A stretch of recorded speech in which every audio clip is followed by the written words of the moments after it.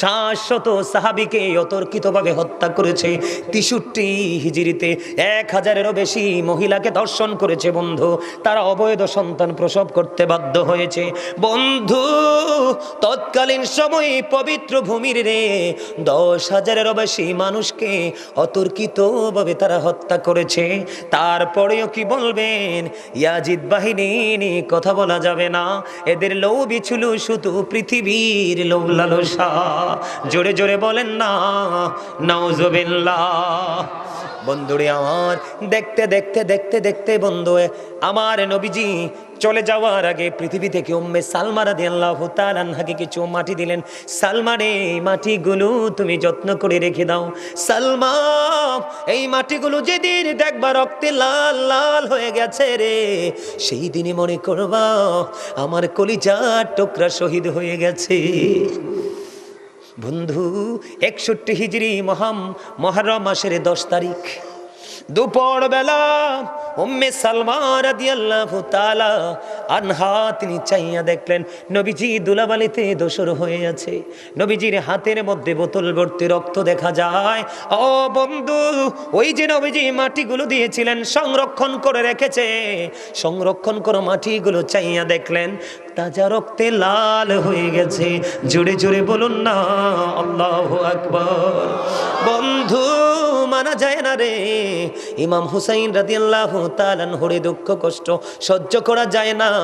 ও বন্ধু, ইমাম হুসাইন রাদিয়াল্লাহু তাআলা আনহুকে যিনি কুফা পর্যন্ত ইয়াজিদের প্রতিনিধি, ইয়াজিদের পক্ষ থেকে যিনি কুফা পর্যন্ত নিয়েছিলেন হত্যা শহীদ করার জন্য, তার নাম ছিল বন্ধু হুর।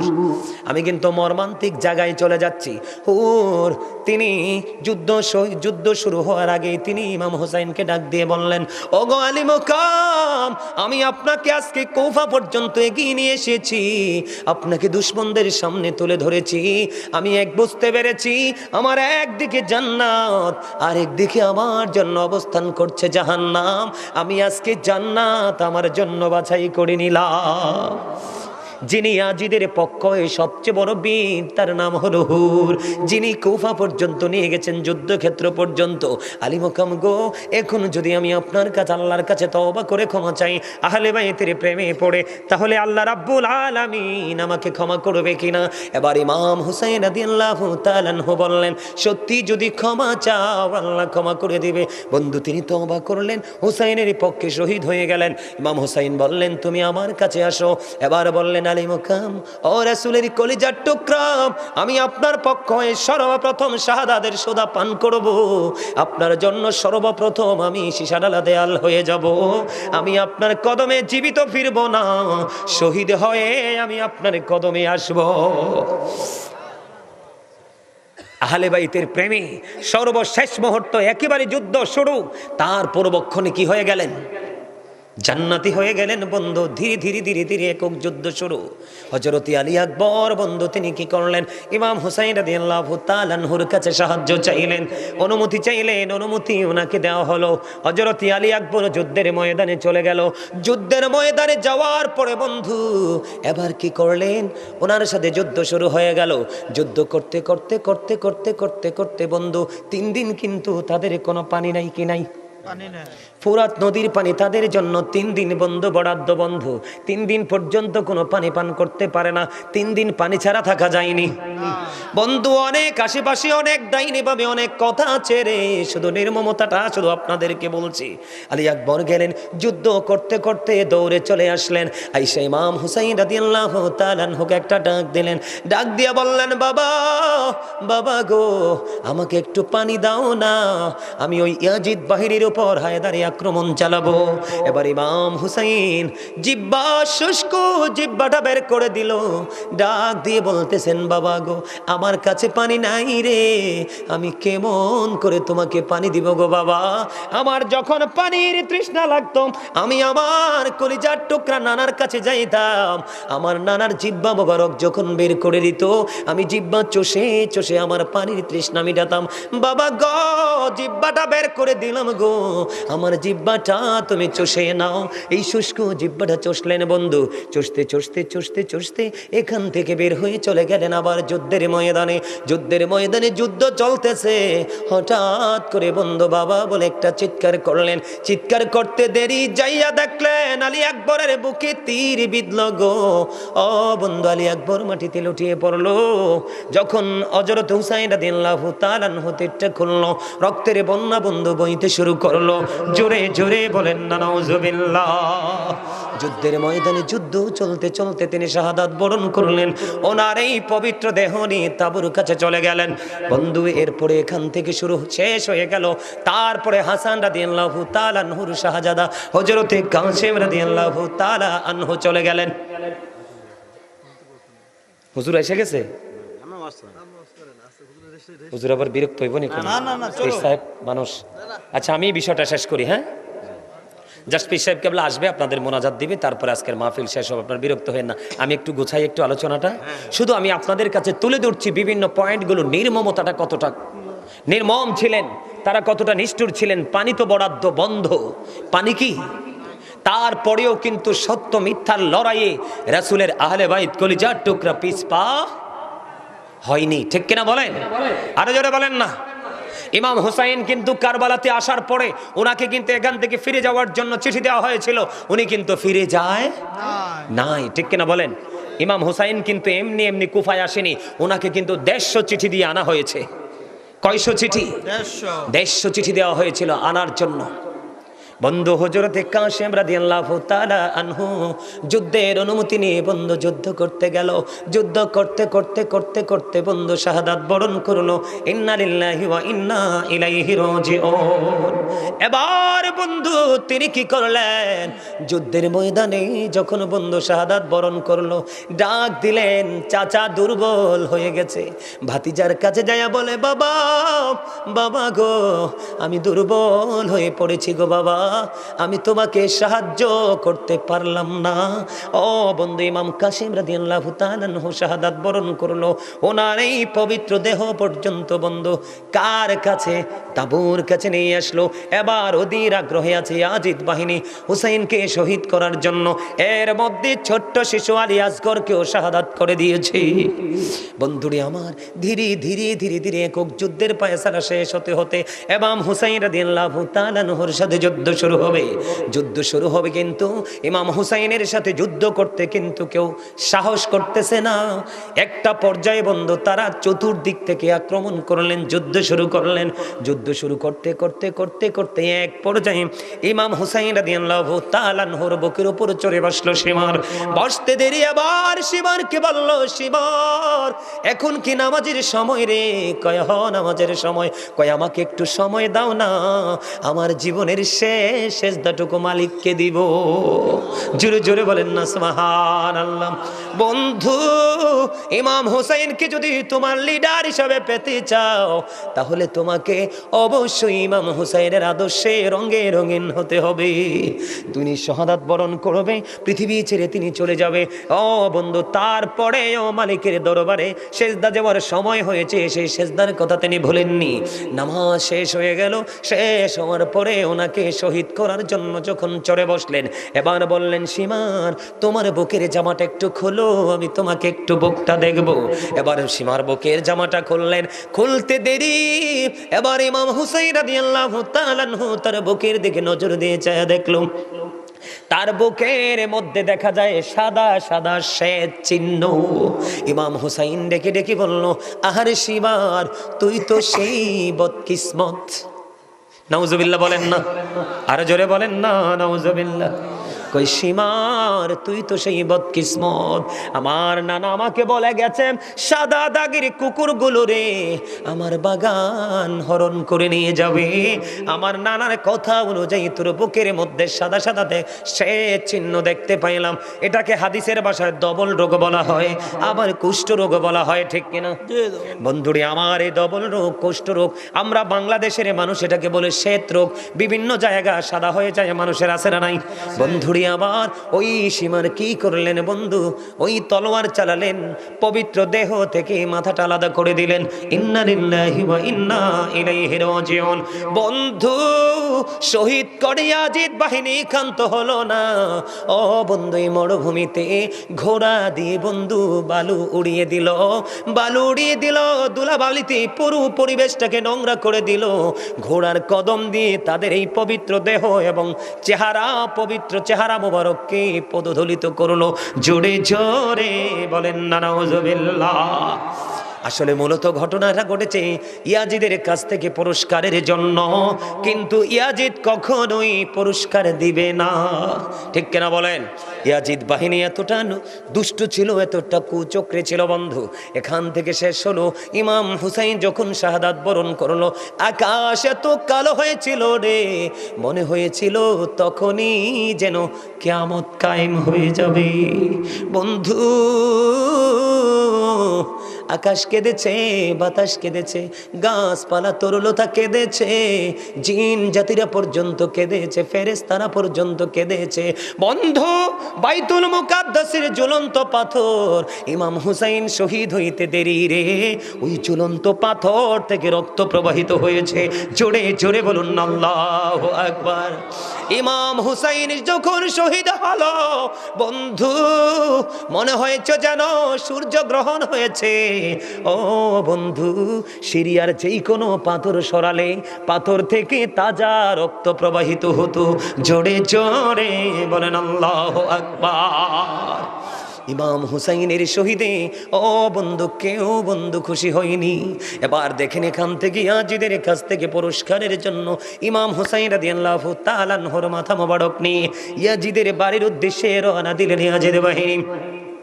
যাইতে যাইতে যাইতে যাইতে বন্ধু সন্ধ্যা হয়ে গেল। তারা একটা রাস্তার মধ্যে যখন দেখলেন খ্রিস্টান এক পাদ্রী দেখতে পাইলেন, ইয়াজিদ বাহিনী ইমাম হুসাইন রাদিয়াল্লাহু তাআলা আনহুর মাথা মোবারক নিয়ে যায়। এরা কতটা অর্থলোভী ছিল, কতটা পৃথিবীলোভী ছিল, যারা আজকে নবীর দুশমনি করছে, নবীর পরিবারের দুশমনি করছে, এই কারবালার দুশমনি করছে, এরা কখনোই বন্ধু পরকাল লোভী নয়। এরার লোভ হলো পৃথিবীর লোভ, লালসা এবং বিলাসিতা, ঠিক কিনা বলে? বন্ধুরে রাত্র হয়ে গেল, রাত্রটা তারা এখানে অবস্থান করবে, তাবু গাড়লেন। পাশে ছিলেন এই খ্রিস্টান পাদ্রী। খ্রিস্টান পাদ্রী বললেন, তোমরা কে রে? কয়, ইয়াজিদের বাড়ির দিকে রওনা দিলাম, ওই যে রাসূলের কলিজার টুকরা হুসাইনের মাথাটা নিয়ে। নাউজুবিল্লাহ কোন। এবার ওই খ্রিস্টান পাদ্রী ইমাম হুসাইনকে কেমন ভালোবাসতেন, এবার তাদেরকে বললেন, তোমরা শুধু আজকের এই রাত্রের জন্য হুসাইনের মাথাটা আমার দিবা, তার বিনিময় তোমাদেরকে আমি দিব 10,000 দিরহাম। কত হাজার দিরহাম? 10,000 দিরহাম দিব রে। ও বন্ধু, এই কথা বলার পরে ইয়াজিদ বাহিনীর লোভিত হচ্ছে, পৃথিবীর লোভ, তাদের কাছে দিয়ে দিলেন। ওই খ্রিস্টান পাদ্রীকে মাথাটা দিয়ে দিলেন। বন্ধু, এবার ওই খ্রিস্টান পাদ্রী কি করলেন? বাড়ি নিলেন, বাড়ি নিয়ে সুন্দর করে বন্ধু কি করলেন? মাথাটাকে সুন্দর করে ধুইলেন। ধোয়ার পরে উঁচু জায়গার মধ্যে রেখে দিল। সারাটা রাত ইমাম হুসাইন রাদিয়াল্লাহু তাআলা আনহুর মাথা, চেহারা মোবারকের দিকে তাকাইয়া রইল আর কান্দে রে, কান্দে, শুধু কান্দে। সারাটা রাত বন্ধু চোখের জল বিসর্জন দিয়েছে। হাদিস শরীফের মধ্যে এসেছে, ওই খ্রিস্টান পাদ্রী বলতেছেন, আমি নজর দিয়ে চায়া দেখলাম, রাত্র যখন গভীর হলো, সে একেবারে ধবধবে সাদা একটা নুরানি পাখি রে, সারাটা রাত ইমাম হুসাইনের মাথা মোবারক তওয়াফ করেছে। জোরে জোরে কন্যা সুবহানাল্লাহ। নূরানি পাখি। সম্মানিত উপস্থিতি, ইমাম হুসাইন রাদিয়াল্লাহু তাআলা আনহু, আপনারা কারবালার যদি পুরো ঘটনা শুরু থেকে শেষ পর্যন্ত শুনতে পারেন, তাহলে বুঝতে পারবেন ইয়াজিদ বাহিনীর তাণ্ডব কত ভয়ঙ্কর ছিল। একমাত্র ইমাম হুসাইন রাদিয়াল্লাহু তাআলা আনহু শাহাদাত বরণ করেছে। আপনারা শুধু ইমাম হুসাইন রাদিয়াল্লাহু তাআলা আনহুর কথা বলেছেন, আপনার হাসান রাদিয়াল্লাহু তাআলা আনহুকেও কিন্তু শহীদ করা হয়েছিল, বিষ মিশিয়ে ওনাকে শহীদ করা হয়েছিল, সেটাও কিন্তু ইয়াজিদের কুপরামর্শে।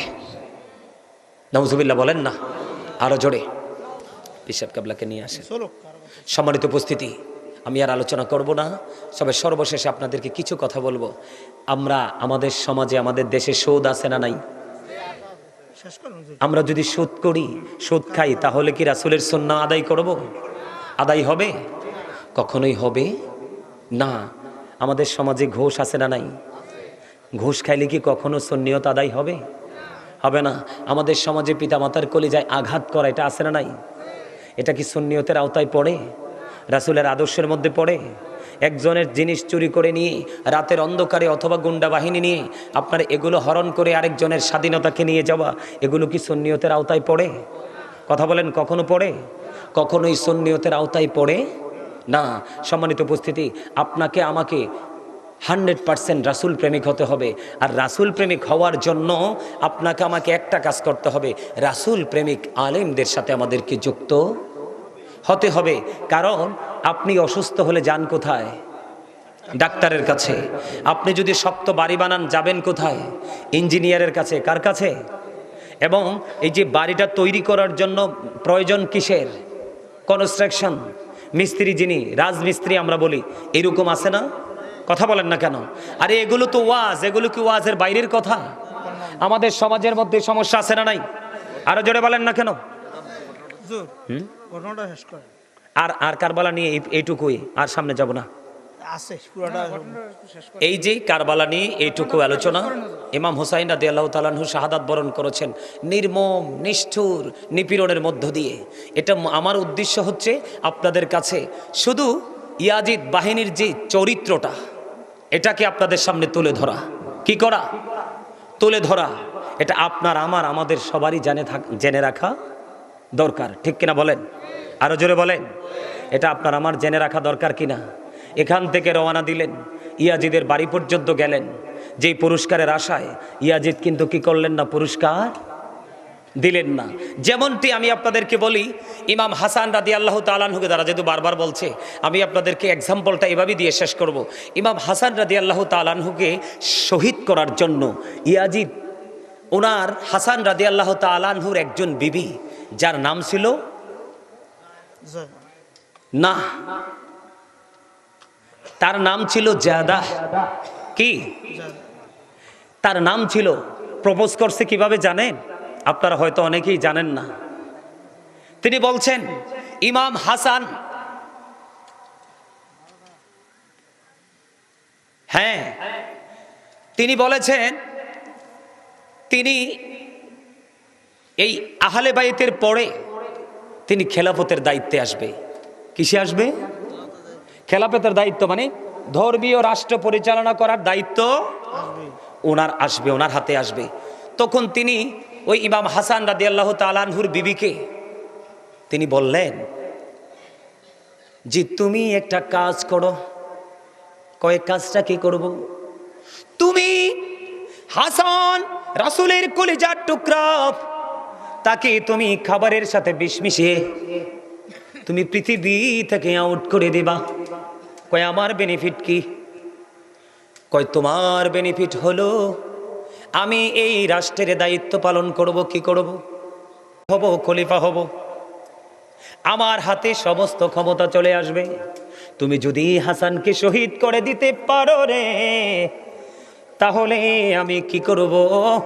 তোমাকে আমি বিয়ে করে স্ত্রীর মর্যাদা দিব। জোরে জোরে বলেন নাউজুবিল্লাহ। ওই বেয়াদব ওই ইয়াজিদের প্রেমে পড়ে গেল রে, রাসূলের কলিজার টুকরার প্রেম ছেড়ে দিয়ে। যেই কলিজার টুকরা আল্লাহর কাছে যা চায় আল্লাহ তা বরাদ্দ দিতে প্রস্তুত, ঠিক কিনা? আল্লাহ রাব্বুল আলামিন পুরস্কার দিতে বন্ধু প্রস্তুত। এই রাসূলের কলিজার টুকরা জান্নাতের সরদার। রাসূল কিন্তু অন্য হাদিসে বলেছেন, ইমাম হাসান হুসাইন দুই ভাই, রাসূলের কলিজার টুকরা তারা দুইটা ফুল। জোরে জোরে বলুন সুবহানাল্লাহ। আপনারা জান কেন? হাদিসের কোন জায়গায় কিন্তু আল্লাহ রাসূল কিন্তু হাসান হুসাইন দুজনের একজনকে জুদা করেন নাই, আলাদা।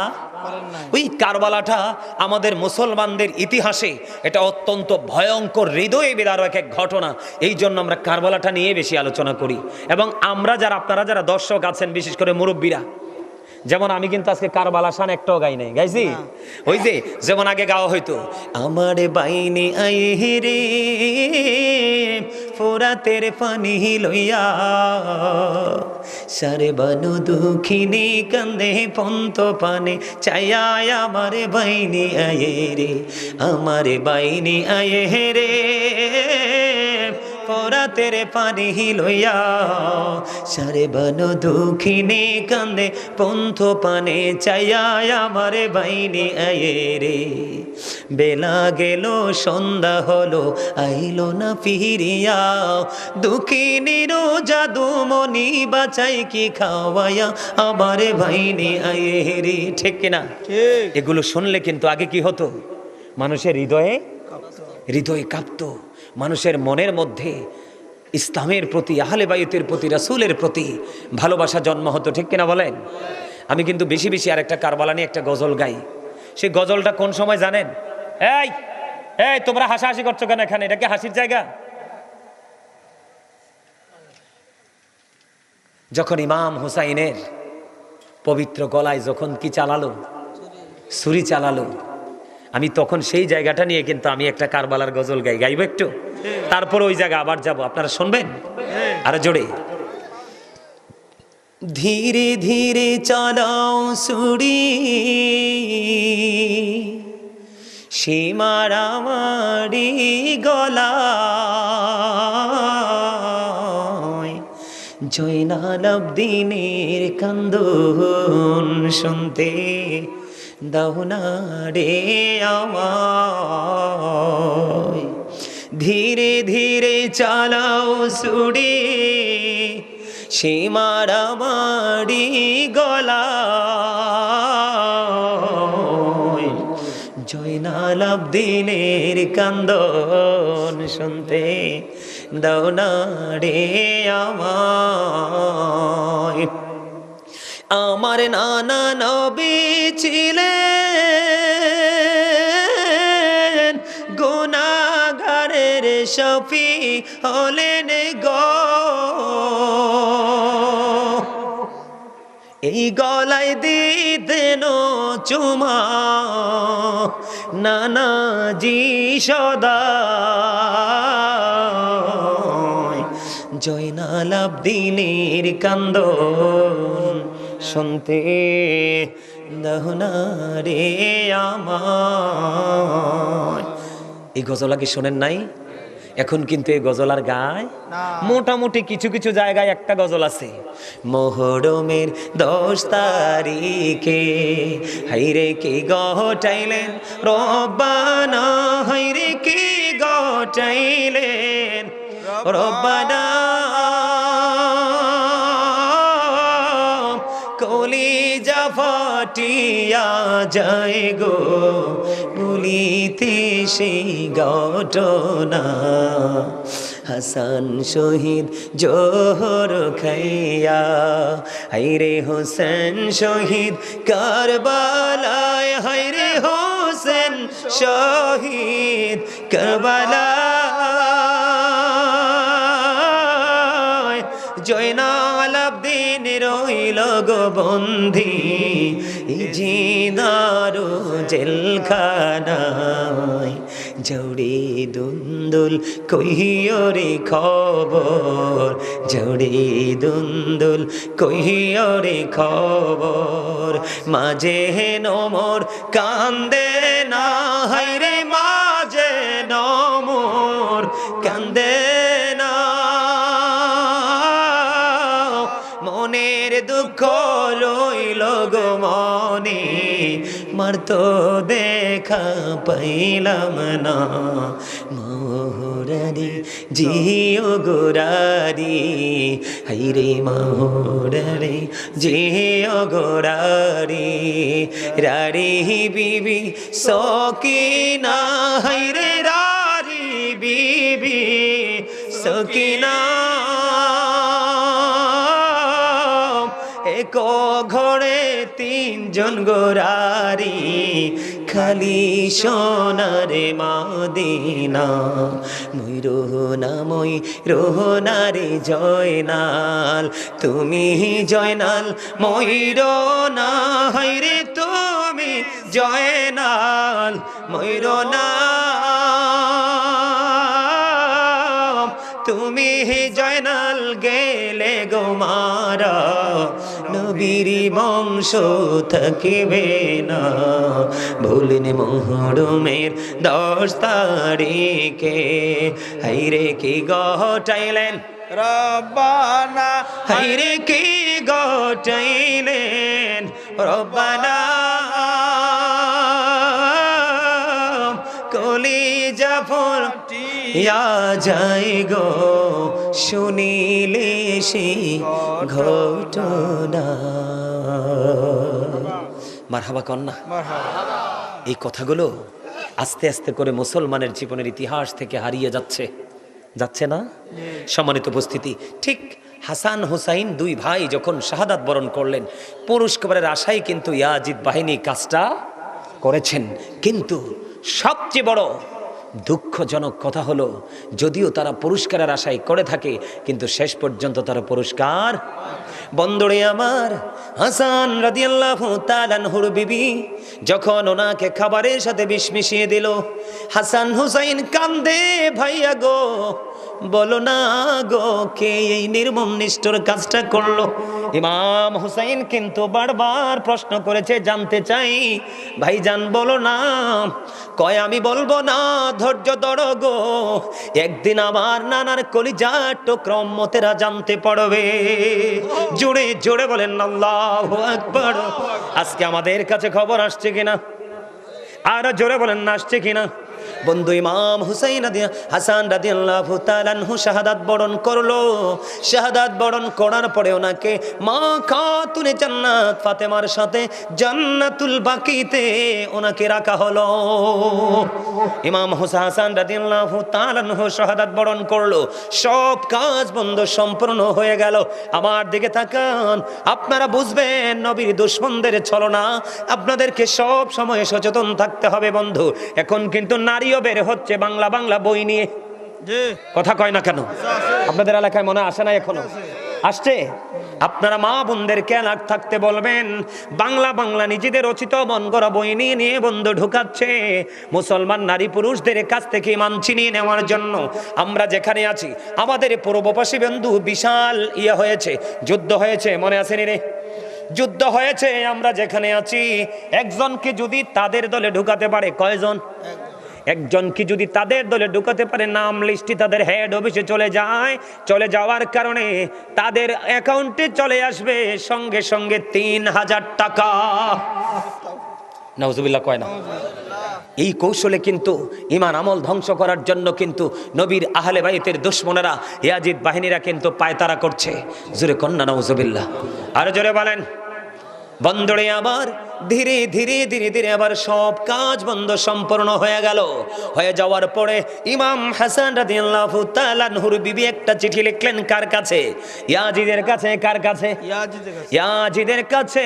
বন্ধু, ইমাম হুসাইন রাদিয়াল্লাহু, ইমাম হাসান হুসাইন 2 ভাই শাহাদাত বরণ করেছে। এটা আমাদেরকে যত বড় দুঃখ দিয়েছে, তার মধ্যে কিছুটা হলেও স্বস্তি পেয়েছি। নবীর দুশমন, তাদের দুশমনেরা পৃথিবী প্রাণীর নবী যাকে মা বলে রাখতেন। আমি আজকে গ্রামের আমার মা বোনদেরকে ডেকে ডেকে বলবো গো, আমার রাসূল জানিয়ে দিয়েছেন ফাতেমা তো সাইয়্যিদাহু নিসাই আহলিল জান্নাহ। আমার রাসূল জানিয়ে দিয়েছেন mother Fatema is the leader of females in জান্নাহ। আমি আমার মা, আমার বোনদেরকে বলবো, নবীর প্রেমিক, নবীর আহলে বাইতের প্রেমিক যারা গো, তোমাদের জন্য নবীজি খবর জানিয়ে গেছেন যে তোমাদের জান্নাতে সরদারিনী হবে মা খাতুনে জান্নাত ফাতেমা। ও বন্ধু, গ্রামের নামটা কি? হ্যাঁ, এটা কোথায় লেখছেন ঠিকানাটা? স্থানটা কোথায়? হ্যাঁ হ্যাঁ, দারাশাহী তুলপাই। দারাশাহী তুলপাই গ্রামের আমার যুবক বন্ধুরা, তোমরা অনেক যুবক এখানে নিশ্চয়ভাবে বসে আছো। আমি তোমাদেরকে চমৎকার একটা মেসেজ দিতে চাই রে। বন্ধু, নবীর ইজ্জত ছিনিয়ে নেওয়া, নবীর ইজ্জতকে ছোট করা, আহলে বাইতের ইজ্জতকে ছোট করা। অনেক মৌলবী তোমাদের সামনে আসবে, অনেক মিষ্টি মিষ্টি কথা বলবে। রাসূল বলেছেন তাদের নামাজ দেখলে তোমাদের কাছে মনে হবে তোমাদের নামাজ হচ্ছে না, তাদের রোজা দেখলে তোমরা মনে করবে তোমাদের রোজা তাদের রোজার কাছে কিছুই না। তাদের কোরআন তেলাওয়াত এত মধুর হবে রে, কিন্তু জিহ্বার হুলকুমের বাইরে যাবে না। বন্ধু, রাসূল বলেছেন ইয়াকুম ও ইয়াহুম লা ইউদিল্লুনাকুম ওয়া লা ইফতিনুনাকুম। রাসূল বলেছেন তোমরা তাদের থেকে দূরে থাকো, তাদেরকেও তোমাদের থেকে দূরে রাখো, কারণ তাদের সাথে মিশলেই তোমরা পথভ্রষ্ট হবে, ফিতনায় পড়বে। তারা যেন তোমাদেরকে পথভ্রষ্ট করতে না পারে, ফিতনায় ফেলতে না পারে। এই জন্য তাদের মিষ্টি কথায় তোমরা কি হইও না, কান দিও না। তারা তোমাদেরকে এমন ভাবে বলবে, বন্ধু আপনাদেরকে বলবো, এক লোককে বলেছেন ওই সমস্ত নবীর দুশমনেরা কয় আপনারে দেখতে হযরত ওমরের মতো লাগে। ওমা নাউজুবিল্লাহ কয় না, ওমরের মতো দেখতে লাগে। পৃথিবীতে এমন কোন মানুষ আসেনি। ওই যে ওদের নবীর দুশমন, বন্ধু ওই লোকটা অনেক পাওয়ারফুল, শক্তিশালী। ওই লোকটার কাঁধে ভর করে সমাজের মধ্যে অপপ্রচার, প্রপাগান্ডা ছড়াতে পারবে, কোরআন হাদিস বিদ্বেষ ছড়িয়ে দিতে পারবে। ওই লোক তোমরের কথা বলাতে তিনি খুশি হয়ে গেছেন। এই জন্য বন্ধু তোমাদেরকে বলবো, সাবধান হও। ও দারাসাইতুল ভাই গ্রামের আমার যুবক বন্ধুরা, আমার নবী জানিয়ে দিয়েছেন আল হাসান ওয়াল হুসাইন সাইয়্যিদ শাবাবি আহলিল জান্নাহ। আমার রাসূল জানিয়ে দিয়েছেন বন্ধু, Imam Hasan and Husain are the leader of younger people in Jannah. Imam Hasan Hussain জান্নাতে যুবকদের সরদার লিডার হবে। তাহলে ইমাম হুসাইনের পক্ষে থাকার দরকার আছে না নাই? নবীর পক্ষে থাকার দরকার আছে না নাই? বন্ধু তাদের চরিত্র ছিল অপূর্ব সুন্দর। ও বন্ধু, ইমাম হুসাইনের কাছে একদিন এক ভিক্ষুক আসলো। ভিক্ষুক আসার পরে সাহায্যের হাত বাড়িয়ে দিলেন। আসার পরে কিন্তু ওনার কাছে কোনো সাহায্য করার মতো কিছু নেই। তিনি বললেন তুমি অপেক্ষা করো, আমার কাছে যখন সাহায্য আসবে তোমাকে দিয়ে দিব। ভিক্ষুক সাহায্য প্রার্থী, তিনি ইমাম হুসাইনের দরবারে বসে রইলেন। কিছুক্ষণ পরে আমরা যেটা বলে 5 ব্যাগ টাকা, কয় ব্যাগ? হাদিস শরীফের মধ্যে এসেছে 5 থলে দিনার। কত দিনার? তার মানে আমাদের ভাষায় আপনাদের বোঝার জন্য বলবো 5 ব্যাগ টাকা। আসতে দেরি বন্ধু, একটি টাকা রাখলো না, একটা থলে রাখলো না, সবগুলো ওই সাহায্য প্রার্থীকে দিয়ে দেয়। জোরে জোরে বলুন না সুবহানাল্লাহ। বন্ধু তোমরা জানো না ইমাম হাসান হুসাইন কত উদার ছিলেন। 2 ভাই একদিন সফরে বের হলো। হঠাৎ করে বন্ধু নজর দিয়ে দেখলেন দাড়ি পাকে এক মুরব্বী দাদু ভাই অজু করতেছে। কিন্তু 2 ভাই দাদুর অজুর দিকে তাকাইয়া দেখলেন দাদুর অজু তো হয় না। এবার 2 ভাই কি করলেন, সঙ্গে সঙ্গে তারা নামলেন। এক ভাই আরেক ভাইয়ের সাথে বুদ্ধি করে, ভাইজান বুদ্ধি করো না, দাদু তো ভুল করতেছে, দাদুর অজু তো হচ্ছে না, এখন কি করা যায়? ইমাম হাসান হুসাইন 2 ভাই ছিলেন অত্যন্ত বিচক্ষণ। বন্ধুরি আমার, এবার 2 ভাই দাদুর কাছে চলে গেলেন, গিয়ে দাদুকে সালাম দিলেন, কেমন আছেন, এবং বাড়ি ঘরে সবাই কেমন আছে সদস্য সবাইকে বললেন। বলতে দেরি বন্ধু, বলতে দেরি রে। এবার দাদুকে বলল, দাদু আপনি আমাদের 2 ভাইয়ের দিকে একটু নজর দেন, আমরা 2 ভাই মিলে অজু করব, আপনি বলবেন কার অজুটা বেশি সুন্দর। বন্ধু 2 ভাই মিলে অজু করা শুরু করে দিল, কারণ দাদুর অজুটা শরীয়ত সম্মত হয়নি, রাসূলের দেখানো সিস্টেম পদ্ধতি অনুযায়ী হয়নি। 2 ভাই মিলে বন্ধু অজু করলেন। অজু করতে করতে অজু শেষ হয়ে গেল। দাদুকে প্রশ্ন করা হলো, দাদু গো বলে দাও না কার অজুটা বেশি সুন্দর হয়েছে। এবার ওই বুড়ো দাদু একটা ডাক দিয়ে বলল, দাদু গো কে গো তোমরা, এত সুন্দর মিষ্টি তোমাদের চেহারা, এত নোরানি চেহারা, তোমাদের মুখের ভাষা মনে হয় মধুর চাইতেও মিষ্টি। কে গো তোমরা, কি তোমাদের বংশ পরিচয়? দাদু আমরা তোমরা 2 ভাই মিলে অজু করেছ, তোমাদের 2 ভাইয়ের অজু সুন্দর হয়েছে, কিন্তু আমি দাদুর অজুটাই হয়নি। কে রে তোমাদেরকে সুন্দর অজু শিখালো, কে রে সুন্দর অজু শিখালো? এবার তারা পরিচয় দিল, আমরা পৃথিবীর কোনো সাধারণ মানুষ নই, আমরা হলাম আপনার নবী রাহমাতাল লিল আলামিন। ওই কলিজার টুকরা হযরত আলী এবং ফাতেমা, রাসূলের কলিজার টুকরা হাসান হুসাইন 2 ভাই। জোরে জোরে বলুন না সুবহানাল্লাহ। ও যুবকের দল, বল, তাদের চরিত্র যখন তুমি দেখবা রে, তুমি কোনো দিন তুমি নিজেকে ঠিক রাখতে পারবে না। তারাও তো তোমার মতো যুবক ছিল, তুমি কি করতেছো আর তারা কি করে গেছে একটু চিন্তা ভাবনা করতে হবে। কন্টিনিউ তারা তাহাজ্জুদের নামাজ পড়েছে, কোরআন তেলাওয়াত করেছে, জীবনে কোনো দিন মিথ্যার আশ্রয় নেয়নি। জোরে জোরে বলুন না সুবহানাল্লাহ, আরো জোরে বলুন না সুবহানাল্লাহ। বন্ধু, তাদেরকে আল্লাহ রাব্বুল আলামিন কত ভালোবাসে রে। হঠাৎ করে একদিনে গ্রাম্য লোক, বন্ধু এগুলো কিতাব থেকে সংগ্রহ করা, বানানো নয়, হঠাৎ করে গ্রাম্য লোক মনে মনে নিয়ত করলেন রাসূলের দরবারে একটা হরিণ উপহার দিব। তখন গ্রাম্য লোকটা যেমন ভাবে নিয়ত করলেন ঠিক তেমনি ভাবে তিনি কি করলেন, হরিণের একটা বাচ্চা ধরলেন, বাচ্চা ধরে রাসূলের দরবারে দিলেন। অত্যন্ত সুন্দর। আপনার হরিণের বাচ্চা দেখছেননি? দেখছেন তো বন্ধু, অত্যন্ত সুন্দর না? অত্যন্ত মিষ্টি, দেখলেই যেন চক্ষু শীতল হয়ে যায়। হরিণের বাচ্চাগুলো এত সুন্দর, বড়গুলোও কিন্তু সুন্দর, তবে বাচ্চাগুলো বেশি সুন্দর। নবীজির দরবারে দিতে দেরি, হযরতে হাসান রাদিয়াল্লাহু তাআলা আনহু দেখে ফেললেন। দেখতে দেরি রে নানা, নানা গো, সুন্দর হরিণের বাচ্চা তুমি আমাকে দিয়ে দাও। বন্ধু রাসূল দিয়ে দিলেন হাসান রাদিয়াল্লাহু তাআলা আনহুকে। এবার হুসাইন রাদিয়াল্লাহু তাআলা আনহু দেখলেন, নানা গো, ভাইয়াকে তো কত সুন্দর একটা মিষ্টি হরিণের বাচ্চা দিয়েছ, আমারও এমন সুন্দর বাচ্চা লাগবে। কিন্তু গ্রাম্য লোক হরিণ আনছে কয়টা? হাসান রাদিয়াল্লাহু তাআলা আনহুকে দিয়ে দিল। বন্ধু, যখন ইমাম হুসাইন রাদিয়াল্লাহু তাআলা আনহু যখন চাইলো রে, নবীজির কাছে চাইতে দেরি, নবীজির সামনের দিকে নজর দিয়ে চায়া দেখে একটা ছোট্ট বাচ্চার একটা বড় হরিণী বিদ্যুৎ গতিতে নবীজির দরবারে আসছে। জোরে জোরে বলুন না সুবহানাল্লাহ। বন্ধু, নবীজির দরবারে চলে আসলো হরিণী। হরিণী আসার পরে নবীজির দরবারে বন্ধু হরিণী এসে তার জবান খুলে গেল।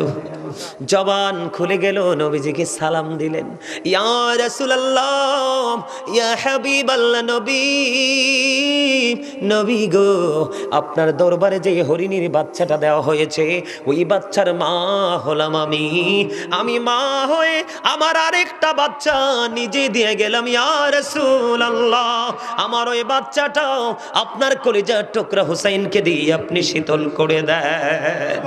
জোরে জোরে বলুন না সুবহানাল্লাহ। বন্ধু, তাদের পাওয়ার, তাদের মর্যাদা বন্ধু এত বেশি রে, কোনো দিন বলো বন্ধু বলে শেষ করা যাবে না। ইমাম হুসাইন মনে হয় যেন কুল কিনারায় এক সমুদ্র। বন্ধু, ইমাম হুসাইনকে নিয়ে লিখতে গেলে লেখক কাঁদে রে।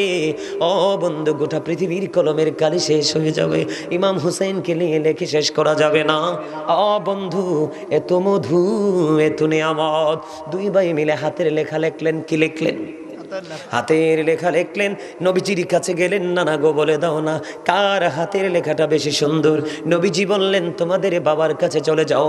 নবীজি ফয়সালা দিলেন না, এবার চলে গেলেন হযরত আলীর কাছে। বাবা, বাবা গো, দুই ভাই মিলে হাতের লেখা লিখেছি, বলে দাও না কার লেখা বেশি সুন্দর। আলী বললেন, বাবা তোমাদের মায়ের কাছে চলে যাও গো। এবার মা খাতুনে জান্নাত ফাতেমার কাছে চলে গেল। চলে যাইতে দেরি রে। বন্ধু, যাওয়ার পরে বললেন, মা গো, দুই ভাই মিলে হাতের লেখা লিখলাম। কি করলাম?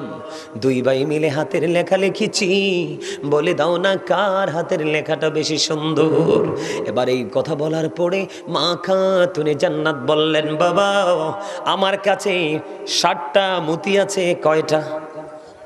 এদিকে তাকান, কয়টা মতি? 60টা মতি আছে। মা খাতুনে জান্নাত ফাতেমা ডাক দিয়ে বললেন, আমি তোমাদের সামনে একটা একটা করে মতি নিক্ষেপ করব, তোমরা যে বেশি কুড়াতে পারবা তার লেখা বেশি সুন্দর বলে গণ্য হবে।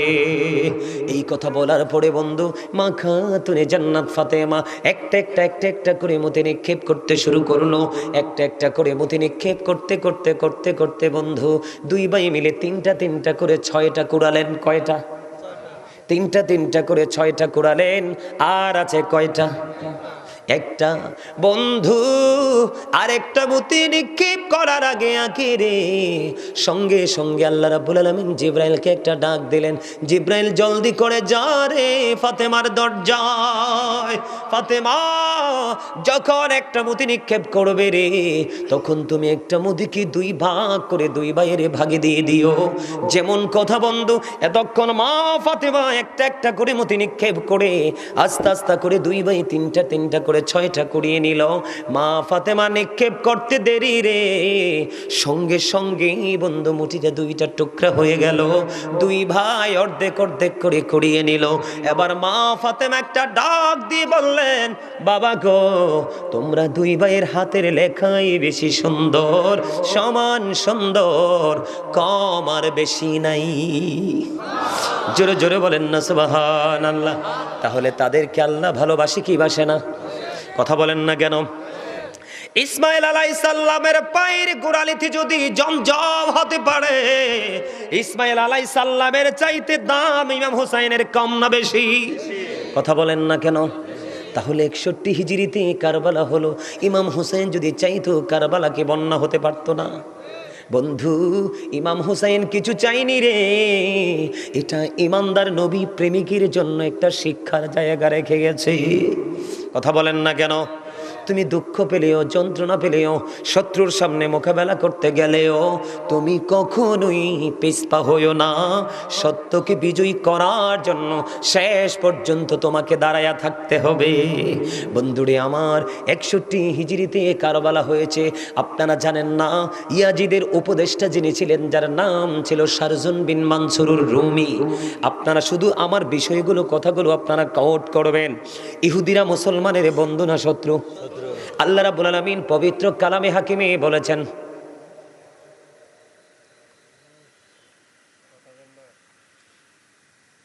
আপনারা তো বুঝিনি না এটা জায়গাটা কি। এই বাগানটা আপনাদের এলাকার ক্ষেত, আঞ্চলিক ভাষায় কইলাম কি ক্ষেত। এই যে জমি, এই যে নোংরা পাতা কোটা কত কিছু পইরা রয়েছে, ওই যেদিকে মোত্তাকের ঝোপ মনে হয়, সবকিছু না তো আমাদের জীবনে এগুলো লাগে তো, এমন তো না যে লাগে না। এটা আপনাদের এলাকার জমি, কিন্তু আজকে এটা জান্নাতের বাগান। আগামী কালকেও যখন আসবেন, এখানে আসলে কোনো বেনিফিট নাই। আমি চলে যাওয়ার পরে, মাহফিল শেষ হওয়ার পরে যখন সামিয়ানা খুলে ফেলবে, এরপরে আসলেও বেনিফিট নাই। এটার দাম বাড়ছে কেন জানেন? আল্লাহ রাসূলের প্রেমের বাগান। এখানে আল্লাহ এবং আল্লাহর হাবিবের, আল্লাহর কুদরতি জবান, রাসূলের জবান মোবারকের যেই ভাষা, এগুলো কোরআন হাদিসের মাধ্যমে আমরা জেনেছি। সেই কোরআন হাদিসের কথা আমরা বলবো। এইগুলো বলার কারণে, এগুলো আমাদের সিনায় থাকার কারণে আল্লাহ আমাদেরকেও সাধারণ মানুষের চাইতে দামি বলে ঘোষণা দিয়েছে। কথা কন না কেন? আলেমদেরকে, হক্কানি আলেমদেরকে আল্লাহ নবী রাসূলের বংশধর হিসাবে ঘোষণা দিয়েছেন। তো নবী রাসূলের আওলাদের লগে থাকলে দাম কম না বেশি? আর মিয়া শুধু বেশি নি, আল্লাহ রাব্বুল আলামিন বলতেছেন, join with my dear people, come to my paradise. আল্লাহ বলতেছেন, ফাদখুলি ফি ইবাদি ওয়াদখুলি জান্নাতি। আল্লাহ বলছে, আমার প্রিয় লোকেদের সাথে যুক্ত হও আর আমার জান্নাতে। তো জান্নাত চায় না এমন কোন মানুষ আসেনি? আপনারা যদি কথা না বলেন, আপনাদের পিঠে আজকে জান্নাতের বাগান থেকে কিছু তো নিতে পারবেন না। আমাদের সরকারি কর্মকর্তারা সিল মারে না, দেখেন না? কথা কয় না? আরে সিল মারেনি। আপনি সরকারি কোনো কাজ যখন সত্যায়িত করতে যাবেন, সেই অফিসারের হাতের সিল থাকেনি, সিগনেচার থাকেনি? থাকে না? আপনারা যদি আজকে আল্লাহ রাসূলের কথা বলা হচ্ছে, আল্লাহ রাসূলের প্রেমে দুরূদ হবে, জিকির হবে, আপনারা জবান বন্ধ করে রাখবেন। আপনাদের পিঠে দুইটা নেগেটিভ সিল পড়বে, রং দুটো সিল পড়বে। একটা সিল হলো কৃপণতার সিল, আর একটা সিল হলো অহংকারের সিল। আল্লাহ দুটোর একটা জাতকেও দেখতে পারে না। কথা কন না কেন? এই জন্য সাবধান হতে হবে, সচেতন হতে হবে। আমি তো মানে আউট দিকের কথা অল্প কিছু বলেছি, বেশি বলেনি। মহাব্বত করে কথা বলে শুনবেন, আমার কথা শোনেন। আপনাদের মনে আসে না, যার কারণে, যার নানার কারণে কুল কায়নাত সৃষ্টি হলো, সেই নানার কলিজার টুকরাকে ফুরাত নদীর পানি দিল না, অথচ ইহুদি নাসারারা পশু পাখিরা পানি খায়। কিন্তু ইয়াজিদ বাহিনী ইমাম হুসাইনকে একটা ডাক দিয়ে বলল, ইয়া হুসাইন, ওই ফুরাত নদীর দিকে চাইয়া দেখো কেমন ঢেউ খেলছে রে, সবার জন্য পানি বরাদ্দ, কিন্তু তোমাদেরকে পানি বরাদ্দ করব না। জোরে জোরে বলেন না নাউজুবিল্লাহ। বলে হুজুর সমস্যাটা কোথায়? আমার দিকে তাকান বন্ধু। ইয়াজিদ কিন্তু হিন্দু ছিল না, খ্রিস্টান ছিল না, বৌদ্ধ ছিল না, সে কিন্তু মুসলমান ছিল। কিন্তু সে প্রথম দিকে মুসলমান ছিল। তার বাবার নাম হলো আমির মুয়াবিয়া। সে ছিল সচ্চা একজন রাসূল প্রেমিক। সুবহানাল্লাহ বলেন না কেন? এখন কি আর ইয়াজিদ মুসলমান আসেনি? কিতা হইছে? আরে বেঈমান কাফিরের চাইতেও তো নিকৃষ্ট। ঠিক কিনা বলো?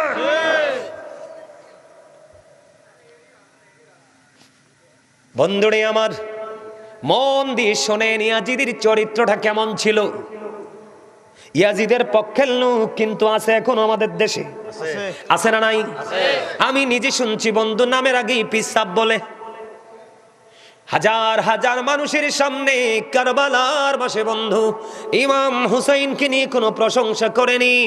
আমি নিজের কানে শুনেছি প্রশংসা করতেছে ইয়াজিদ নাকি কোরআনে হাফেজ ছিল এবং প্রতিদিন নাকি 100 রাকাত নামাজ পড়তো। আরে নাউজুবিল্লাহ বলেন না। আপনি হাফেজ হয়ে লাভ হইব কি? আপনি 100 না 1000 রাকাত নামাজ প্রতিদিন পড়লে লাভ হইব কি? আপনার তো ইমানে নাই। কথা বলেন না কেন? আপনি কোরআন তেলাওয়াত করলে লাভ হবে কি? একটু আগে আমি একটা হাদিস শরীফ শোনাইছি না? এত ভদ্র থাকবে কিন্তু তার ঈমান থাকবে না। তার কণ্ঠের কোরআনের মধুর বাণী আপনি মুগ্ধ হয়ে যাবেন। রাসূল বলেছেন তার সিনায় নাই কোরআন, শুধু জিহ্বার বাইরে, জিহ্বার এরিয়াটার মধ্যে। জোরে জোরে কন্না নাউজুবিল্লাহ। বন্ধুরে আমার, আগে আমি কোরআনের 2টা আয়াত আপনাদেরকে শোনাবো শুধু বেঈমান সম্পর্কে। আল্লাহ রাব্বুল আলামিন পবিত্র কালামে হাকিমের মধ্যে বলেছে ইন্নাল কাফিরিনা কানু লাকুম আদুওয়াম মুবিনা। আল্লাহ রাব্বুল আলামিন বলেছেন the heretics are the eternal enemy of the believers.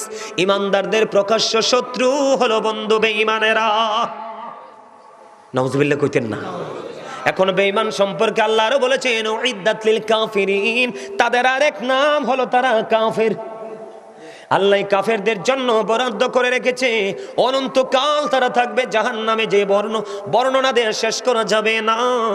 ও বন্ধু, এইরকম একজন লোক ছিল ইয়াজিদের উপদেষ্টা, যার নাম ছিল বন্ধু শারজুন বিন মানসুরুর রুমি, যিনি ছিলেন একজন ইহুদি।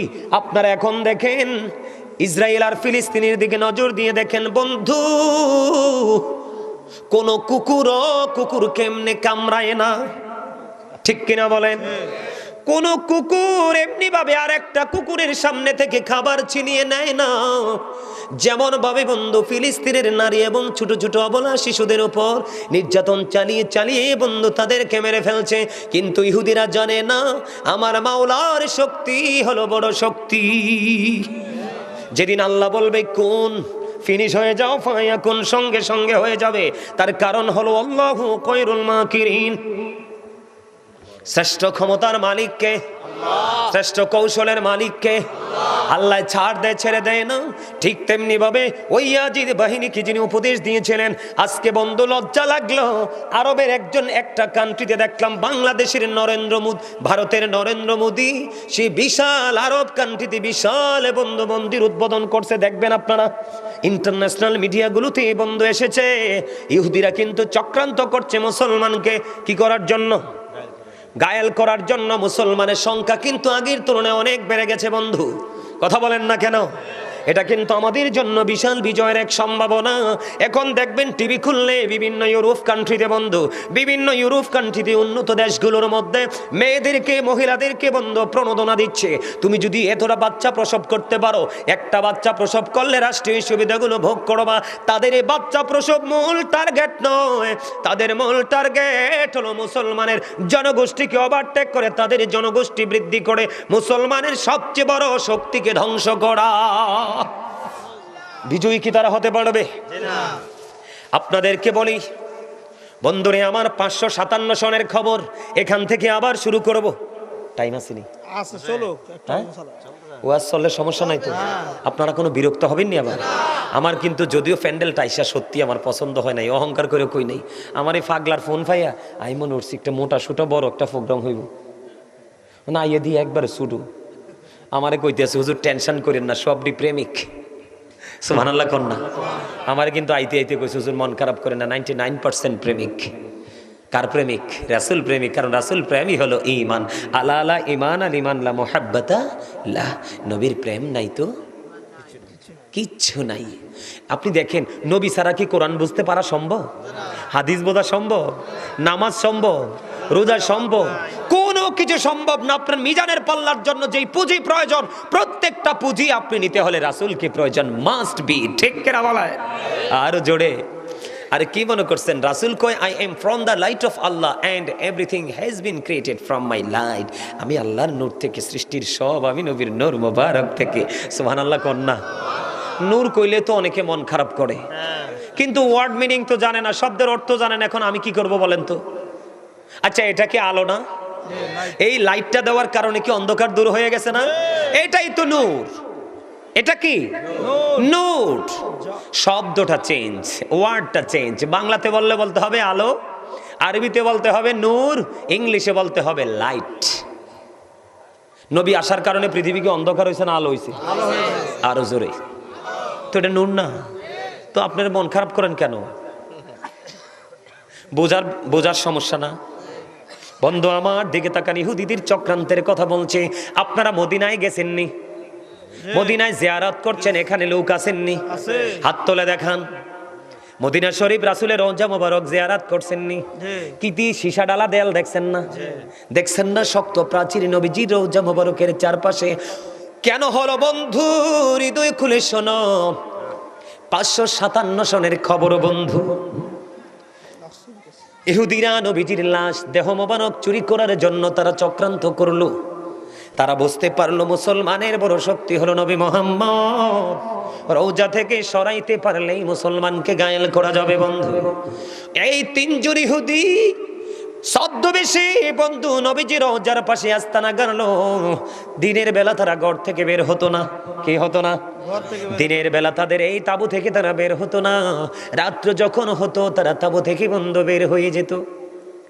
হঠাৎ করে করে তারা বন্ধ রাতের বেলা মাটি খনন করতে শুরু করলো। মাটি খনন করে, দিনে কিন্তু করে না, বুঝে নেবেন, দিনে করে না। ইহুদি মুসলমানের কত বড় দুশমন দেখেন। দিনের বেলা তারা মাটি খনন করে না, রাতের বেলা মাটি খনন করে করে বস্তা বড় বড় জান্নাতুল বাকিতে নিয়ে বন্ধু মাটিগুলো তারা ফালাইতো। তৎকালীন সময়ে সুলতান নুরউদ্দিন জঙ্গির ঘরে নবী গেজে হাজির। নবীজি সুলতান নুরউদ্দিন জঙ্গির গড়ে গিয়ে হাজির। সুলতান, ষড়যন্ত্র চলছে রে। মানুষের ছবিগুলো পর্যন্ত নবী দেখিয়ে দিলেন। সুলতান নুরউদ্দিন জঙ্গি প্রথম দিন বন্ধু পুরোটা তিনি কি করতে পারলেন না, আইডেন্টিফাই করতে পারলেন না। দ্বিতীয় রজনীতে আবার যখন নবীজি স্বপ্ন যুগে তার ঘরে হাজির হলো, যেই দুশমনগুলো তাদের ছবি পর্যন্ত দেখিয়ে দিল। সুলতান নুরউদ্দিন জঙ্গি সেই ইরাকেই তো, ইরাক থেকে বন্ধু রওনা দিলেন। হাঁটতে হাঁটতে হাঁটতে হাঁটতে হাঁটতে হাঁটতে বন্ধু দীর্ঘ সময় নিয়ে তিনি মদিনায় চলে আসলো। মদিনায় চলে এসে তিনি এলান করে দিলেন সকল মদিনাবাসীকে তিনি পুরস্কার দিবে। সুবহানাল্লাহ কইতেন না?